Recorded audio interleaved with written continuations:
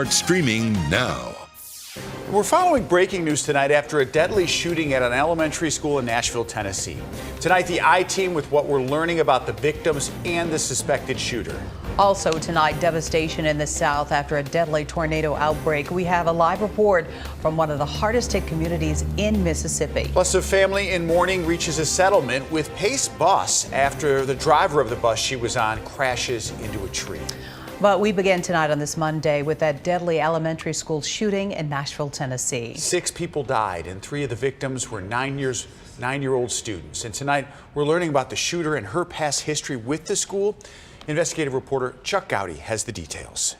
The shooter was 28 years old and a former student at Covenant School, a small Presbyterian church elementary school in Nashville. Audrey Hale, now identified by police as the person who shot through a locked door to get into the school about 10:30 this morning. A 5-officer team went straight to the gunfire on the second floor here at Covenant School and killed the intruder, who was armed with an AR-style rifle, an assault-style pistol, and a handgun. At least 2 of them legally obtained, according to authorities. Even though it appears to have been a rapid police response, 3 adults and 3 children were killed before officers could end the incident. The children, a pair of 9-year-olds and 1 child turning 9, and among the adults, a janitor, a substitute teacher, and the head of the school, 60-year-old Catherine Kuntz. Police say they found a horrific crime scene. We know and believe that entry was gained through shooting through one of the doors, is how they actually got into the school. But as today's shooting in Nashville, Tennessee demonstrates, there is more work to be done. The fact that this is a daily occurrence in America is unconscionable. In Washington, this latest school mass shooting reverberating to the Senate floor. Illinois Senator Dick Durbin. We need to pass more reform to keep guns out of dangerous hands and to keep our children safe. With the shooter, 28-year-old Audrey Hale, dead, tonight investigators converge on the home where the graphic artist lived. They have found evidence that the attacker cased the school and had maps of the layout. A planned attack, they say, was executed about 10:30 this morning. Let us love each other and support each other and hug each other and pray for each other. Investigators tonight going through the shooter's digital footprint, including a now removed Facebook post in which Hale wrote of binging on video games. Hale's mother telling ABC that she lost her daughter today, saying it's, quote, very, very difficult right now, asking for privacy, then hanging up the phone. A neighbor telling ABC News Hale lived at the family's home and was, quote, very religious. Chuck Gowdy, ABC7 Eyewitness News. Survivor of the mass shooting at Highland Park's 4th of July parade was on a family vacation in Tennessee when she learned of today's shooting. And speaking with reporters, Ashby Beasley made a plea for stricter gun laws. How is this still happening? How are our children still dying, and why are we failing them? Gun violence is the #1 killer of children and teens. It has overtaken cars. And these mass shootings will continue to happen until our lawmakers step up and pass gun safety legislation. And since the parade last summer, Ashby has been working tirelessly to combat gun violence. She says she has met with more than 130 lawmakers in Washington. We will continue to update this story as we learn more information about the shooting in Nashville. You can look for updates both on air and on our website at ABC7Chicago.com. Let's update this breaking news. I-57 has reopened after a shooting investigation. This is a live picture from Chopper 7 HD. The northbound lanes between Sibley and 127th Street were closed earlier during that investigation, but it's back open, you see, and no injuries have been reported. Now to the devastating tornado outbreak in the South. There have been 15 confirmed tornadoes across several states, and some of the worst damage is in Rolling Fork, Mississippi, where an EF4 ripped that city to shreds. And people back here in our area helping those impacted by the tornadoes by gathering supplies. And the Red Cross is also sending people from our area to help out in Mississippi. Now the long road to recovery is underway. We have team coverage tonight, starting with ABC's Morgan Norwood on the ground in Rolling Fork, Mississippi. Morgan? You know, Rob, Cheryl, look, I have covered my fair share of disasters over my reporting career, and let me tell you, this is unreal. I've never seen anything like this. We're talking an entire town pretty much decimated. You've got mangled cars, you know, mobile homes ripped to shreds. And while much of the city looks unrecognizable, guys, it is clear tonight that Rolling Fork is in for a long-term recovery.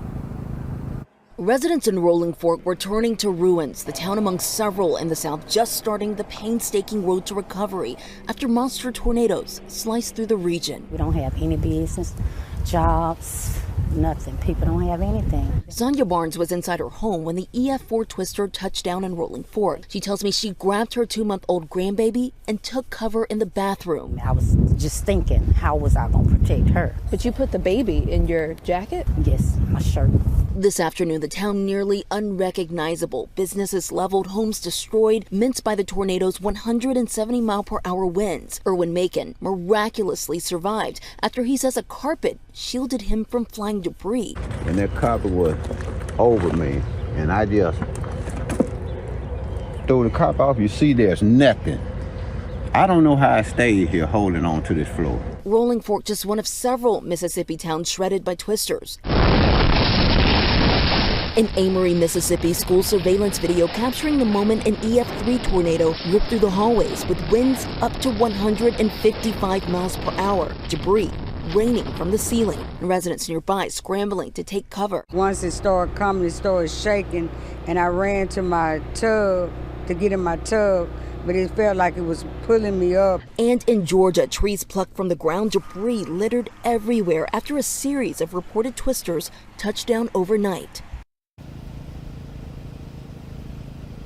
And back here in Rolling Fork, Mississippi, you can see right over my shoulder here dozens of linemen descending on the state and on this area from all over the state, just racing to get the lights back on to the few homes and businesses that are still standing. I'm Morgan Norwood, live in Rolling Fork. Cheryl, Rob, back to you. That speaks volumes. Morgan, you said you've been doing this for a long time, and this has been the most devastation you have ever reported on. Thank you so much for your update and report. And everybody's trying to help, including one area man who has close ties, 3 dozen family members living in the tornado zone. Many of them sharing stories with him of the terrifying moments when the tornado outbreak hit Mississippi. More now from our Leah Hope.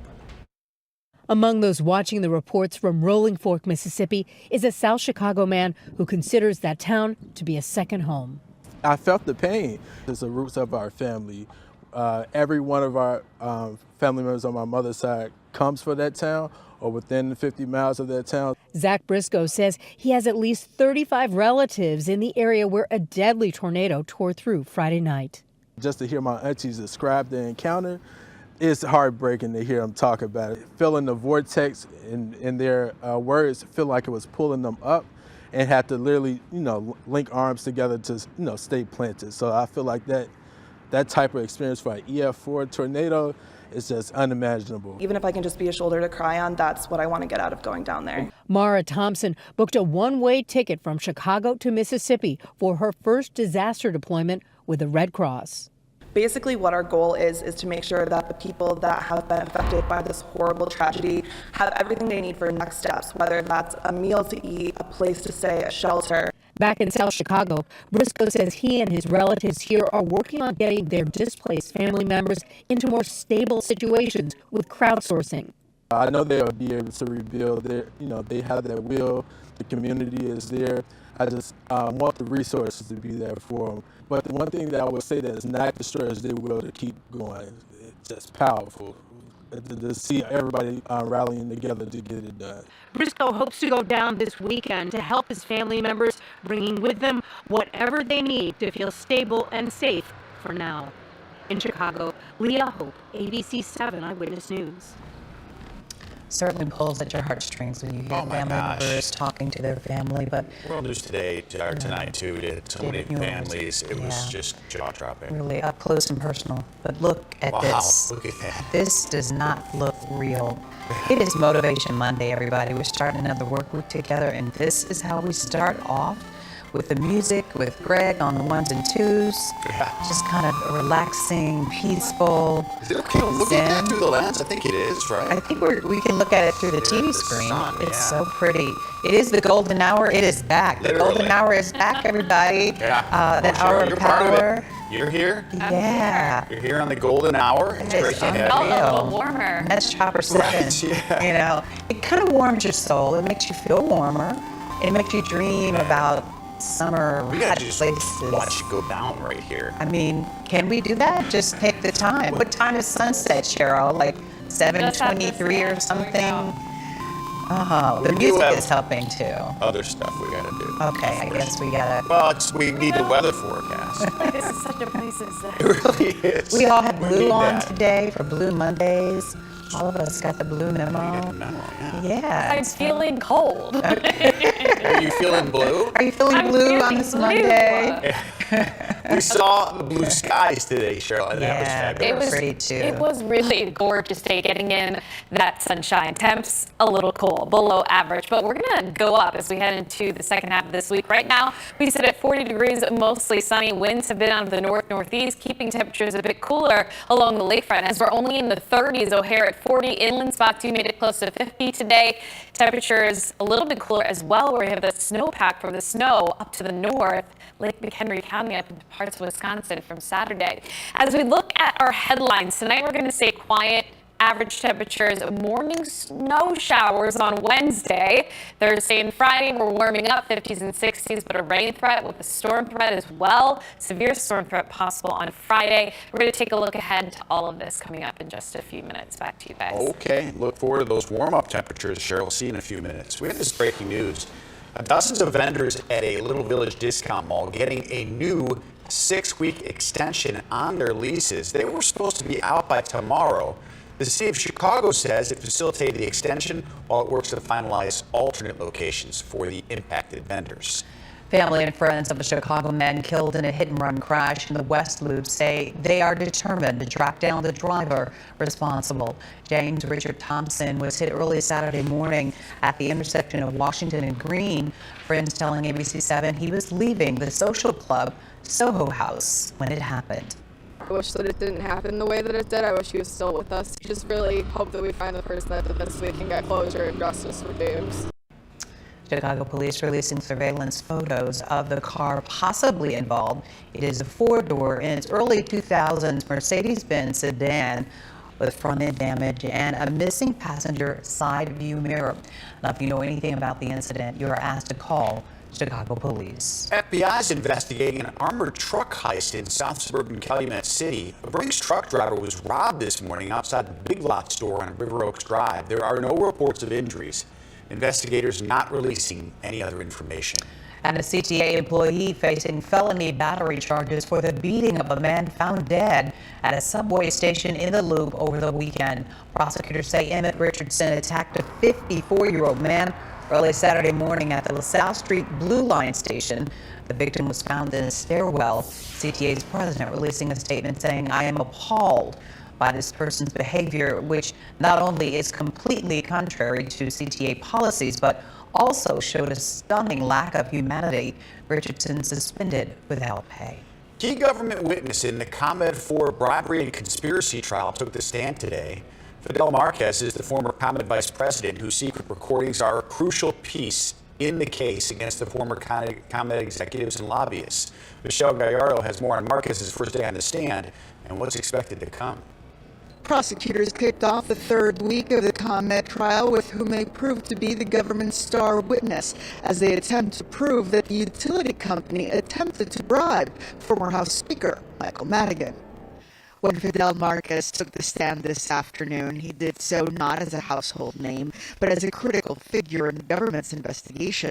Without his help, given in exchange for what he hopes will be a reduced sentence, this may very well have been known as the ComEd 5 trial instead of the ComEd 4. Did you break the law during your employment at ComEd? Asked Assistant U.S. Attorney Amarjit Bachu. Yes, said Marquez. What crime did you commit? Asked Bachu. I committed the crime of conspiracy to corruptly influence and reward Michael Madigan, responded Marquez.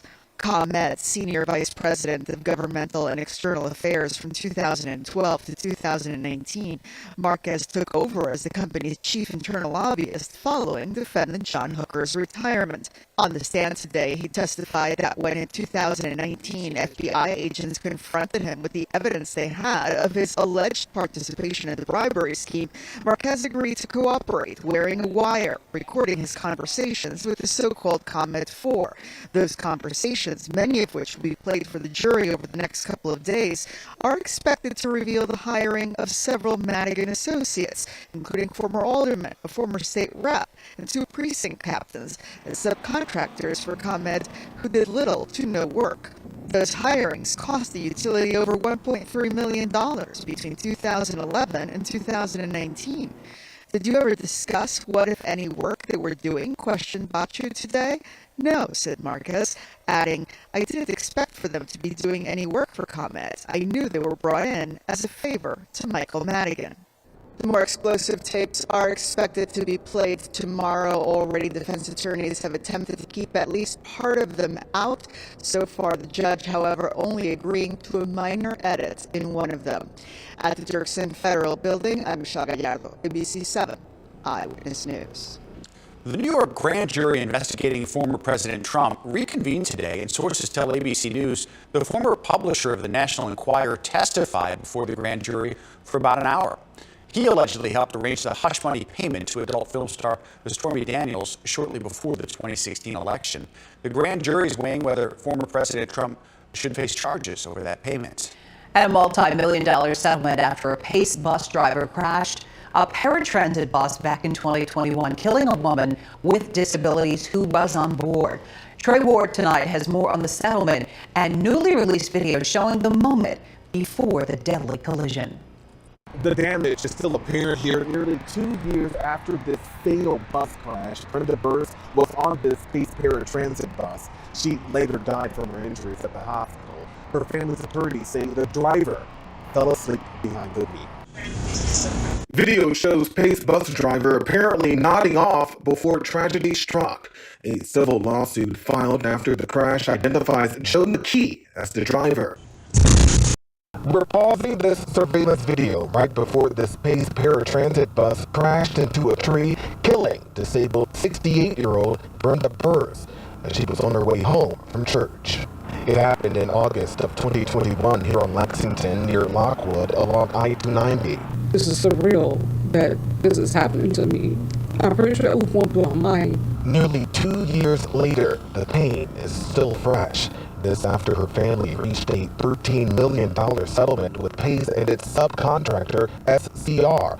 Attorneys say McKee had a known and troubling driving history that resulted in a suspension back in May of 2021. He had fallen asleep before behind the wheel. Burrs' attorney also claimed that McKee stayed up late the night before the fatal crash. Literally partying because he was happy to have received his job back. Attorneys say the driver admitted to officers he suffers from sleep apnea and dozed off at the wheel. The driver of this SCR and Pace paratransit bus was put on the road when he was in known danger. In a statement, Pace says it extends its sincere condolences to the family of Mrs. Burrs.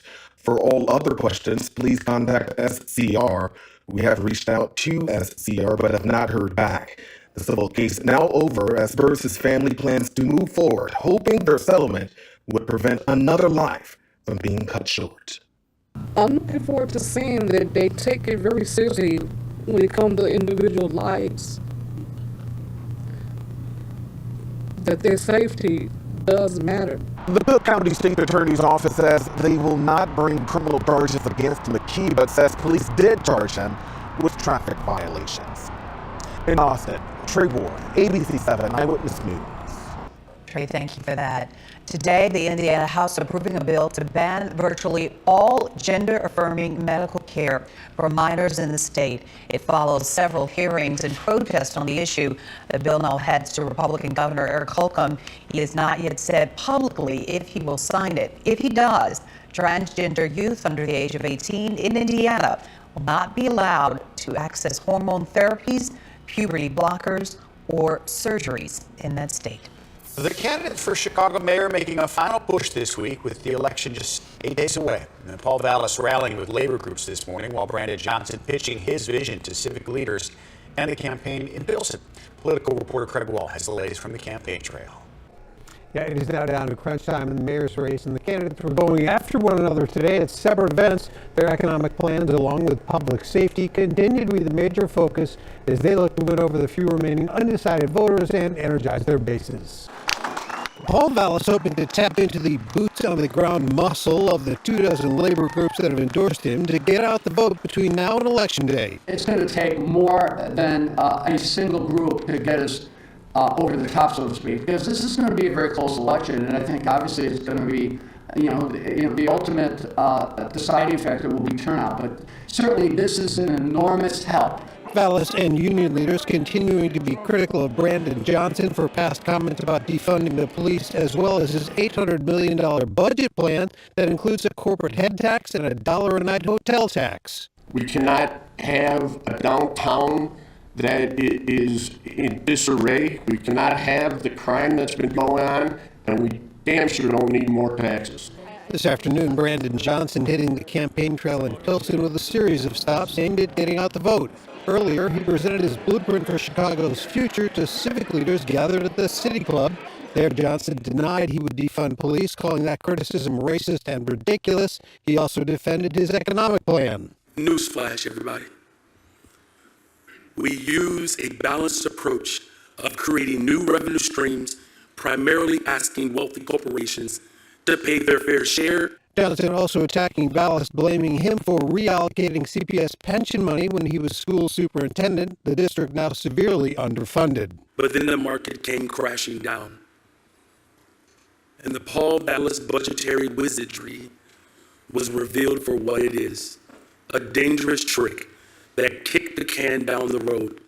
Johnson also accusing Vallis of being someone who will side with the interests of his wealthy donors. Vallis accused Johnson of being bought and paid for by the Chicago Teachers Union, one of his major financial supporters.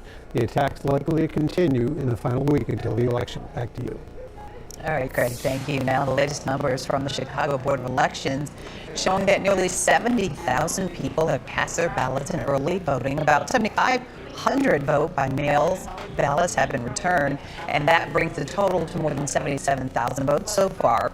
Early voting continues this week in all 50 wards. Coming up, it's the bridge people just keep hitting. The Long Grove Historic Bridge hit again. It's crazy. Yeah. Seems like it happens every couple months. Anyway, we'll tell you more about this. Plus, opening day. Yeah, it's almost 3 days away. It's almost here. And the Cubs fans today got a chance to win some money. Oh, yeah, and free tickets. We're going to take a short break on this Monday. We'll be right back.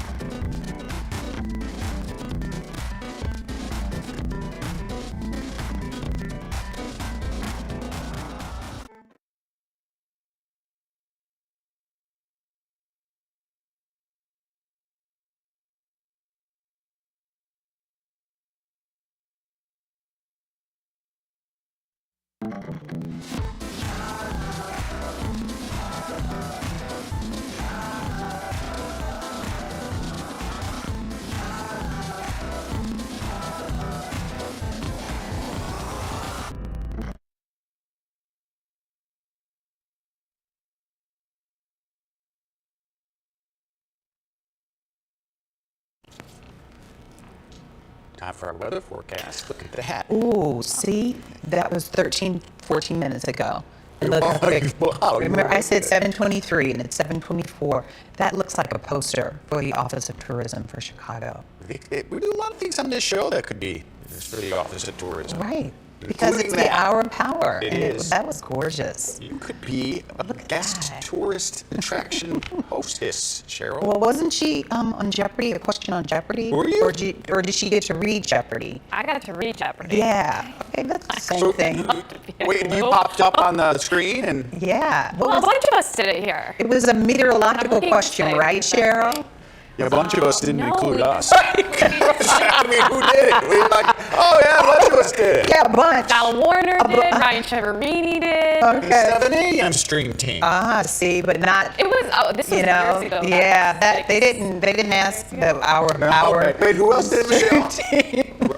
Oh, Ryan, okay. And Cheryl, do you remember the question? Was it about Chicago? Yeah, I remember Cheryl. She was over by the river. I do remember that. Millennium Park, or no, I had the Lincoln Park Zoo. Okay, that was my answer was Lincoln Park. That was the okay. We'll put a good name in for us next time. Yeah, maybe they'll hear us together. Let's do it together. I'm gonna be on Jeopardy. And I mean, we did some Wheel of Fortune so stuff. exciting. We might be on You've that. been on that? No, we did some stuff on Wheel of Fortune you might see in a while. Oh. Yes, See? we know it's Jeopardy. We did Wheel of Fortune. I didn't do it again. Oh my gosh, there's people outside, guys. You see the puppy? Yeah. It's a little look-alike. We all have the attention span of toddlers today. So Because it's Monday, It is. and we're still reeling from the weekend. I should have so- turned the camera around. It was a cute dog. It was a But really the, cute yeah, the little dog guy. left already. Long gone. It kind of went by. That's okay. Maybe more dogs will come in a few minutes because it is nice outside. People are doing a lot of things outside, Cheryl. Nice, but she was chilly. I know, but the It's sun was cold. shining so bright. Was it cirrus and cumulus clouds? Something like that today, right? Yeah, we had some cumulus clouds earlier today. Nice movement to them, so it was really picturesque across the city. They don't want me to be on Jeopardy or Wheel of Fortune. Weather now. It is chilly, especially downtown. Here we are in the 30s, inland spots in the low to mid Right, 40s. nice job. I feel like you guys should stay with me as we do this. We would just interrupt you all the time. Yeah. Quiet skies tonight into tomorrow. Morning snow showers in the forecast. Yes, snow showers Wednesday morning. This will be a quick hitting system. Then we turn the temperatures up late week. 50s and 60s on the way with a severe storm threat. Live Doppler 7 max right now. We're quiet. High pressure control. Watching this guy back to the west.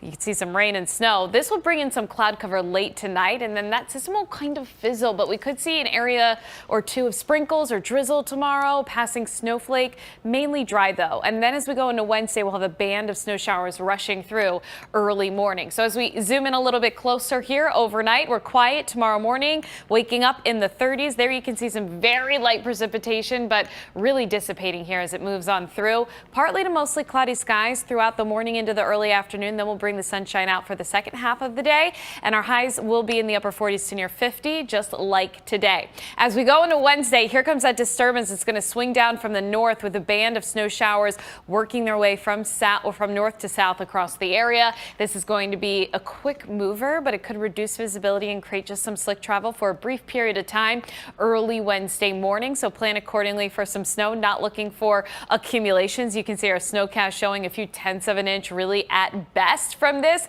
The biggest impact will be if we get a pocket or two of some heavier snow that will bring down the visibility while traveling. Then we dry out late Wednesday into Thursday. Thursday, big day, Cubs home opener. We start off chilly, upper 20s. Then we quickly climb into the 50s, winds out of the south during the afternoon. Showers arriving very late on Thursday, so hopefully we get the game in with no interruption. But with that said, we do have some rain in the forecast Thursday later in the day. We climb into the 50s on Thursday. There are those showers. This is at 4 o'clock. Looking okay for the start of the game, then some rain moving on through late night. As we head into Friday, we're going to see this action in terms of rain and storms pick up across our region, even in intensity. Looking at periods of heavy rain potentially on our Friday night at 8:30, some strong storms, powerful storm system on the backside. Cold air comes crashing in. We see a switch over to some brief snow showers early Saturday morning.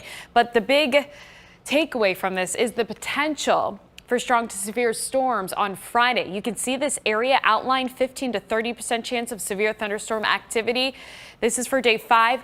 We're on day 1, so this is issued Monday for Friday. So this is a big heads up that we will see strong to severe storms somewhere in this area. I know it's a big area, and we'll continue to see that basically minimize as we go into the next couple of days. We'll shrink that area as models come into better agreement. But in your forecast, be alert for Friday. Temperatures tonight dropping off to near freezing. Tomorrow, 48. Wednesday, AM snow showers. As we go throughout this week, we'll see up and down temperatures by Thursday up into the 50s. Showers developing late. Come Friday up to 63 degrees, feeling like spring, but also bringing in some spring-like rain and storms. Gradual clearing on our Saturday. By Sunday, partly sunny skies. Rob? Hey, we found your question. Oh, you did? Was Yes. it Lincoln Park Zoo? Was I right? You were at Lincoln Park Zoo, and props to Anuj who got it right. I can't hear it, but it said Chicago skyline, great backdrop for the Lincoln Park Zoo, including a great view of this. Wait, what was the question again? Well, the closed captioning is on. Oh. Okay. Oh, thanks, Greg. Why would we figure this out? Chicago skyline's dramatic backdrop for the Lincoln Park Zoo, including a great view of Millennium Park. No. Just kidding. Great view of this 100-story landmark named for a signer of the Declaration of Independence. So you know that one. You know who signed the Declaration of Independence, Cheryl. It's no longer named this. Right. It's the building known as. When you know, when you make your signature, what do you say? I was envisioning the buildings are behind you in that view. Yeah, but you did say that you were near the Lincoln Park Zoo, and the backdrop from the zoo is awesome. Right, it's beautiful. Yes. So yeah, and you it's can the view of see the that. city with the lagoon and everything. It was an $800 question. So I remembered a part of my question. Yeah, no, it's good. And the answer, I just Googled Cheryl Scott Jeopardy, and there if you at home want to watch that. $800, and he got it right. He got it right. Yeah. Good work. John Hancock. That really was like 6, 7. It was a long time ago. Well, it was when that building was still the Hancock, and Right. that's been a couple of years. I think it said 2008. Oh, money. 2018. The money grab. Nice job. You represented us well. Yep. Thank you for our resident DJ. Right, for getting the Greg on the Jeopardy ones music. and twos. Yeah. Right. Yeah, and the We cash. have a few people here that would do really well on Jeopardy. Yeah. You? I phone a friend. What She show was knows that? odd. What was the phone a friend Who stuff? Wants to Be a Millionaire? Yeah, that one is that. Yeah, Who Wants to Be a Millionaire? I would maybe Phone a have. friend. She knows all sorts of random like pop culture stuff. Yeah. Yeah, that I Jim don't. Rose know. has Sports so much- encyclopedia. And irrelevant stuff too. I'll do the weather category and then I'm Yes, out. I would use you for weather. Right. All right. Well, let's talk about I this don't one offer again and again. Isn't there a song called that? Right, so here it is. Again. Another driver hitting the historic Long Grove covered bridge. And you can see here, it's an Amazon truck got stuck underneath it last night. Driver told police he thought the truck would clear the height restriction. They all say that. You got to There's a read huge the sign. numbers. It says tells you right. 8'6". And you know how tall your truck is. Yeah, this is the 45th What time the this what? bridge has been hit just since it reopened in 2020. Numerous signs are posted alerting drivers. The bridge did not have structural damage this time. It did reopen this morning. So that's 15 times a year, okay? Because 2020 to 2023, Right, if you average 45 that times divided by 3 is 15 times a year. That's 15, that's once a month more than once a month. Yeah, and now that it's summer, it seems like it happened, not summer, but warming up, I feel like it happens more. You just Yeah. know the dimensions of your, height of your truck. And Right. 8'6" is really low. I know, right? Well, yeah. Pickup truck through there. So And 45 is really high. So, all right, let's talk about the 50 Lucky Cubs fans who got to participate in the Play for Opening Day event at Wrigley Field. Fans were randomly selected with a scratch-off card. Participating fans got 3 chances to hit a target with a chance to win up to $1 million. For the first fan who hits the Budweiser cases, yeah, regardless, everyone is a winner because all 50 fans got opening day tickets for Thursday's game against the Milwaukee Brewers. So they were out in the bleachers. Ooh, that was a good hit. Yeah. All right. But you pressure. can say you did it. Oh, at that would be- Wrigley. yeah, right. I mean, I don't Hitting. care if you struck out Exactly. or anything. Just getting in the batter's cage. That is just awesome. Here we are, like you said, just a few days away. Yeah, I know, 3 days. Yeah, maybe next year. Prince Harry and Elton John taking on the tabloids in court. Coming up, what they claim the paper and the papers there are doing.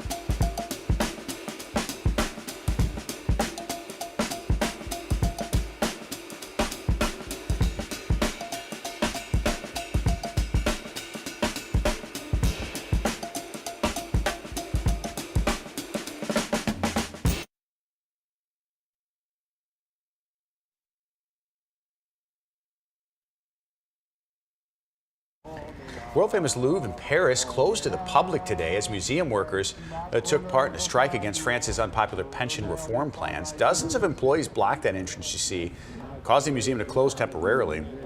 Another nationwide protest is planned for tomorrow. King Charles III was supposed to visit France this week, but postponed due to those protests. Prince Harry and Elton John appearing in a British courtroom today. They're among the people suing several tabloids, claiming the papers use phone hacking and other invasions of privacy. Trip is Harry's first in the United Kingdom since the publication of his memoir. It's not believed that he will meet with his father, the king, or his brother William while in the UK. Well, back here in this country, months after a botched ticket sale, Taylor Swift fans getting their day in court. Swifties gathering outside a Los Angeles courtroom today to support the hundreds of fans suing. They claim Live Nation and Ticketmaster broke antitrust and consumer protection laws. I really think that it's something that resonates with people all across the country. I don't think that Live Nation and Ticketmaster should have been able to combine. Well, today's hearing was mostly procedural. Another hearing is expected in May. Live Nation and Ticketmaster did not immediately respond to ABC News' request for comment. And saying no to tipping? Growing backlash as more places ask for tips and what that could mean moving forward right after the break.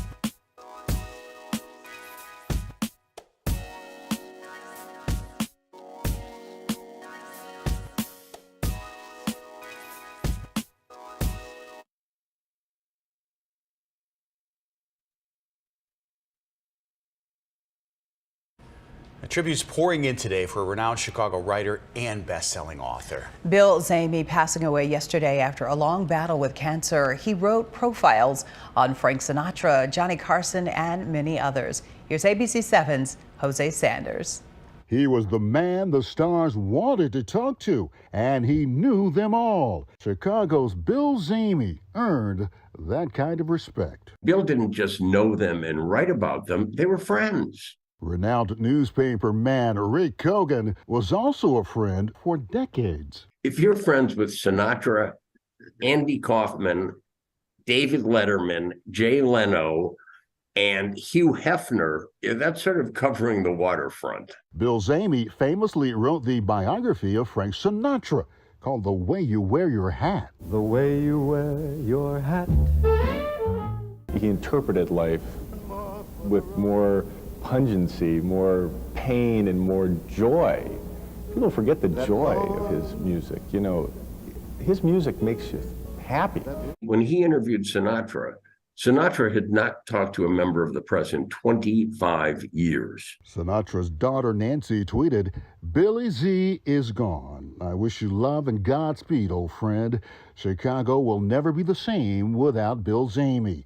It will be lonely there now." Tom, why do you think all the celebrities like Mr. Sinatra, Jay Leno, Carson, why do you think they trusted him so much? Once you met Bill Zehme, you knew that he was a good soul. Can you find me one person who knew Bill Zehme that didn't like him? It made him a rare figure, and I think that's why, not anybody can get exclusive interviews with the people he got interviews with. You know, he got a pedicure with Sharon Stone, for goodness sake. And I think it was his personality, that real aim to please personality. I do not know one person, I have not known them in my life or known them since Bill died yesterday, who has a foul word about Bill Zehme. Jose Sanders, ABC7 Eyewitness News. What a beautiful tribute, you know, and says a lot about his spirit and his soul. When somebody trusts you with their life story. Rare. Yeah. Nowadays, rare. Right. And back then, too, a lot of trusted interviews he got. I'd love to talk with him someday. I wish we could have that time because the stories he could share with you. Well, he was 64 years old. He grew up in South Holland and he graduated from Loyola. Here on Windy City Live here a number of times. Was actually the last person to interview Johnny Carson. Wow. And we'll be right back. What a legend.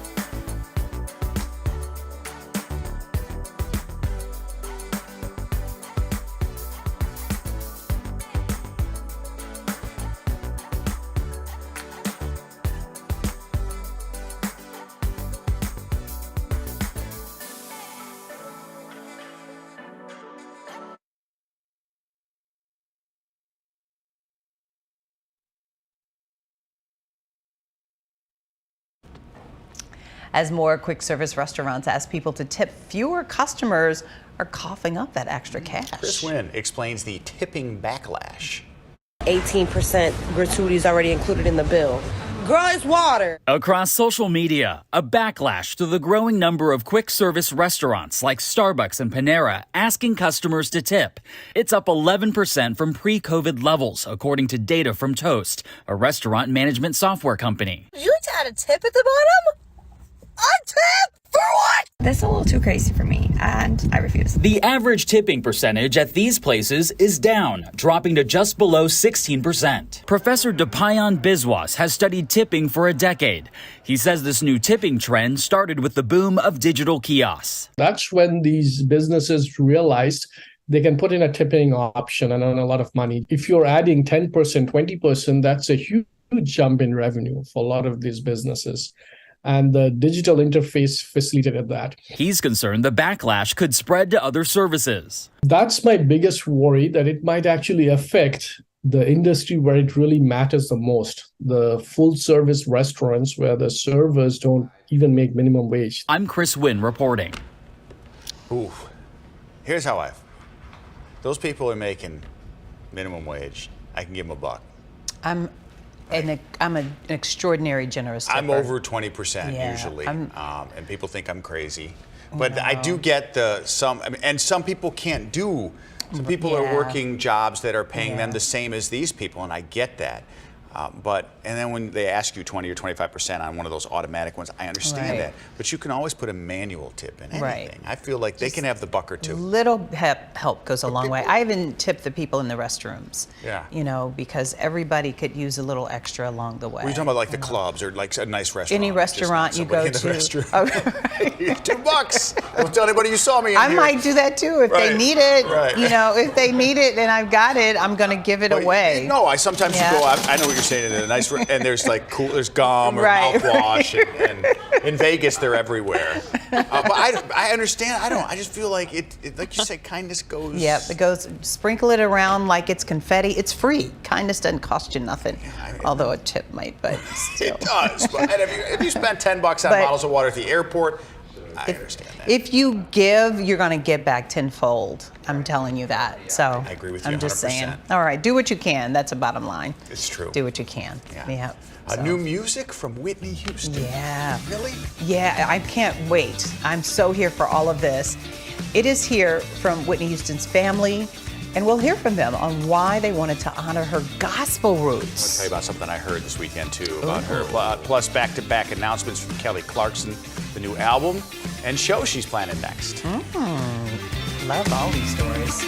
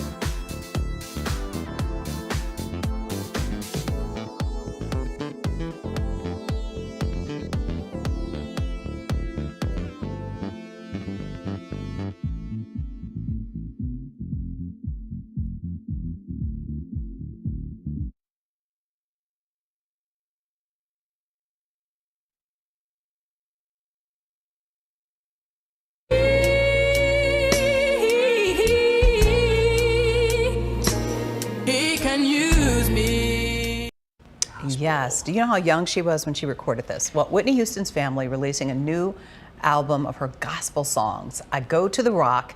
It includes never released songs. Houston's brother Gary and sister-in-law Pat, they sat down with ABC's Deborah Roberts. When you look at the cover, I Go to the Rock, how did you come up with this? What do you want people to take away from this? The way I interpret it is going to the source of power, of strength, of love. I mean, just the impact that she had over the audience and how she felt. She was doing it for herself. Whitney never followed trends. In my opinion, she set them. She never tried to be like anyone else. Phenomenal. She was called The Voice, of course. A documentary was released on Friday in partnership with the new album. And the only other gospel album that she released in her entire career was The Preacher's Wife. That was from a movie. Yes. And the music was so beautiful from there as well.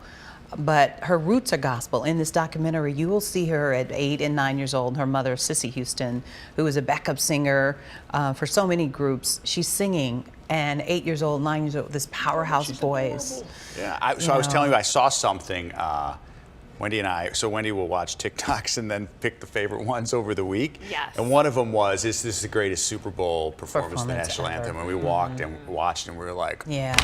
I mean, I hadn't seen it in a while. It was, and it was so beautiful. Like, I mean, yeah. I just recently saw the one for The Greatest Showman on like one of those talent shows, but the actual singer who sang that song in the movie went on to one of these performing shows. I can't think of the name of it right now. Oh, America's Got Talent. Yeah. Duh. But yeah, and it was just like, oh my gosh. First of all, you think it's like the actors or the actresses singing it, but she actually sung it and just blew everyone away. And then I'm just crying. Yeah, and that's so good. That's when a singer is very talented, when it evokes emotion. Yeah. And for that performance at the Super Bowl, they wanted her to rehearse. And she said, absolutely not. I'm doing it in one take. boom, drop the mic. And it was, today. like, I know nothing about music, and you're right. It invokes an emotion, and like just pride, American pride, which sometimes we need. And that last note that she hit, and she just took it. Right, that's a crescendo. Yeah, it was just like, whoa, there she went. And it was awesome. The planes were flying over. Yeah, you get in her outfit. I mean, just it's a good one. It was so. Ooh, yeah, when you're googling Jeopardy, Cheryl Scott right now watching us. Google the national anthem for Whitney Houston because it is. Is that who you were saying you saw on TikTok, or it was someone? Yeah, it was like it was a cut. It was a cut of the okay. clip. Yeah, it was like a cut of the. It wasn't the full song, but it was just. Well, I really veered off there. I thought you saw someone else on TikTok, no, but during this segment, this train moves really fast. You got to stay on. And we just stay, or we veer off toward Jeopardy like we did. There are no rails out there. Yeah, it's just a lot of information. You were talking about Kelly Clarkson used to be on one of those shows. She was on American Idol. Okay. She won the year she was on. Yes. Right. Thank you. See, this is I would use her for trivia. Yep. Kelly Clarkson announcing a Las Vegas residency today. It's called Chemistry, which is also the name of her upcoming album, which Clarkson announced yesterday. The album will be out sometime this year. The Vegas shows it planned in Hollywood kick off July 28th. Tickets go on sale Friday, but pre-sales start tomorrow. I'm getting chills. Residency. it's so good. You guys, I'm getting. She's I think she was the very first winner of American Idol. She was. She beat the gentleman. Oh gosh, I remember Justin Guarini. Yes, and he was super talented too. Right. Did he have? I don't. He had gorgeous blonde twist. Yeah. Did he go on to a career like her? I mean, I know he did Broadway after that. Right. He did Broadway, so he did well. I don't know if he ever made an album, but she's so talented and she can sing so many octaves. Her show is so fun too. Everybody says she's really she's down to earth, and she's she's going through a divorce. She went through divorce, so her album is going to be soul and spiritual. You know, when you go through something and you write a song, it comes from it helps you heal. I like to sing or listen to music to help me heal on a bad day or just. She can sing. Josh Groban, the duet she has with Josh Groban. Oh my goodness, it's just so many. She's so talented. Cheryl can sing too. I cannot. You can catch her. You can catch her. She always tries to get us to sing. And you can catch Cheryl. Maybe you can sing really well. Well. And you're trying to beat us to start singing. So Cheryl. She brings that up. Recently retired Phil Schwartz would be quick to tell her she couldn't. And I think you're. And you got on the bandwagon with him. I will say. Saying you can sing. Thank you, Cheryl. You are taking the right approach, which is you are a fantastic singer. And so I'm good enough, I'm smart enough, and doggone it, the people like me. Stuart Smalley says you're a great singer. So I think both of you are. Maybe you should hit us with a Whitney Houston too. And that's the thing in the record industry. You should never audition doing a Whitney Houston song. Really? No matter what show you audition for, America's Got Talent, American Idol, any singing, I was on the very first reality show, Star Search. Stop it. Yes, I was. I told you that. I was. I'm not laughing at you. I'm like, this is the most amazing news I've ever heard. Did you sing? No, I didn't.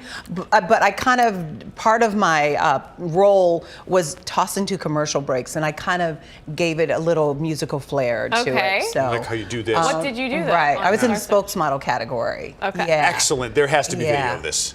There is in my house. Tons of it. I can find it. Ed McMahon. Yeah. Oh, yeah. Yeah, me and him got really close. Did you really? Yes, I love it. Michelle, we got a new mission. It's to find you on Star I got it. It's at home. So I can't wait to see. Very talented and you will of fortune. We are a question. I was on a talent show.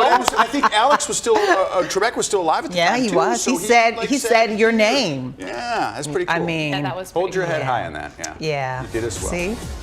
All right. Stick to the dancing. You can sing, and we need like an instrument or something. Rob can do push-ups really well. Push-ups. Really good at push-ups. We did it our first week on the air. My faves. I'm here for you. I bet you have a hidden talent. The pickle packer. Yeah. Time for we got into your weather. Do you have any hobbies? I packed pickles in high school. Yeah, that was his first job, Cheryl. Clausen pickles. That's a story for another day. Yeah, he was a pickle packer for real. Are you in any clubs?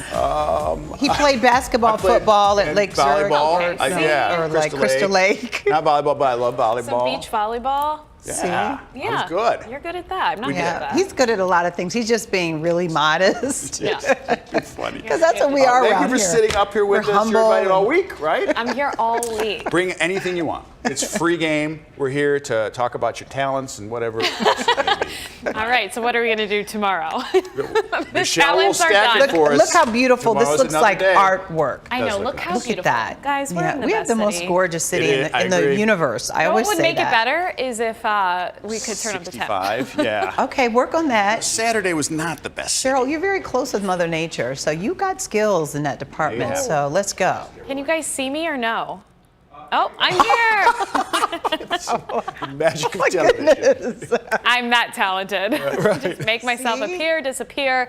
Okay, quiet tonight. Beautiful day. We had the sunshine. Average temperatures again tomorrow. Sprinkle or two not out of the question tomorrow. But we are looking at some morning snow showers on Wednesday. Thursday and Friday, we warm up 50s and 60s with some rain and some storms on the way. Here's this disturbance back to the west, and that's going to dissipate in terms of precipitation, but it could bring a passing shower tomorrow and increase our cloud cover. But we're also focusing on this band of snow that's going to set up early Wednesday morning. So as we zoom in a little bit closer, tomorrow morning we wake up dry, mostly cloudy. Clouds linger through the morning. Like I said, a passing sprinkle possible. We get some sunshine during the afternoon. And then as we head into Wednesday, this disturbance will bring in a brief round of passing snow showers during the hours of about 7 a.m. to 11 a.m. This is not going to be a big snowmaker for us, but it could reduce visibility outside, impact travel just a little bit in terms of snow, accumulating snow, not looking at much at all. This is showing a few tenths of an inch here, but the ground's so warm, a lot of this won't even stick. But if we do get a quick heavy burst in an isolated spot, could bring a quick little dusting, as well as again reducing that visibility while traveling. As we go Wednesday night, we dry out. Thursday, we start off dry. Big day. Cubs home opener, temps in the 50s. We're going to see those temperatures climbing as we go into the remainder of middle to the end of this week after that front passes through with the snow on Wednesday. So by Thursday, we start off dry and chilly. Clouds on the increase, highs in the 50s. Some passing showers later in the day. Have to watch out for that. And then on Friday, we're looking at the potential of rain and the threat of some severe storms. We will continue to monitor that. For tonight, temps in the 30s. Here's a look at that 7-day with temperatures climbing. Rain and a severe storm threat on Friday, and then we dry out over the weekend. Sunday looking good. We'll be right back after this.